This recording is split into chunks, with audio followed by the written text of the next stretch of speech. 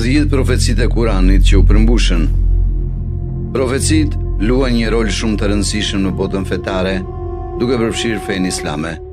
Tani, ka ngjarje të ndryshme që kanë ndodhur, të cilat, sipas teologjisë islame, janë përmbushje aktuale të profecive të përmendura në librin e shenjtë musliman, Kuran.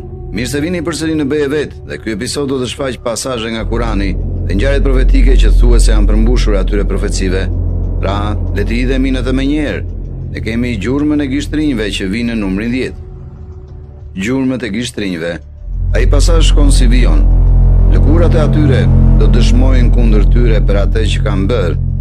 Sura 41, vargjet 21 të Kuranit.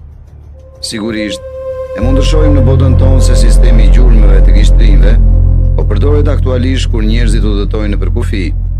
E po, nuk ka shumë udhëtime në përkufi tani, duke pasur parasysh të gjithë çështjen e vet izolimit, si dhe përdorimin e tij në hetimet penale. Pra, muslimanët e shohin këtë dhe thonë, po, shenjat e gishtrinjve dëshmojnë kundër tyre, kështu që kjo është një përmbushje asaj profecie. Më pas, numri 9, themelimi i Izraelit. Kjo është mjaft interesante.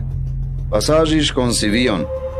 Dhe pasti ne u tham bijve të Izraelit, banoni në tokën e premtuar, dhe kur të vi koha e premtimit të ditëve të mëvonshme, ne do t'ju bashkojmë nga njerëz të ndryshëm, dhe ne aktualisht kemi kombin e krijuar të Izraelit.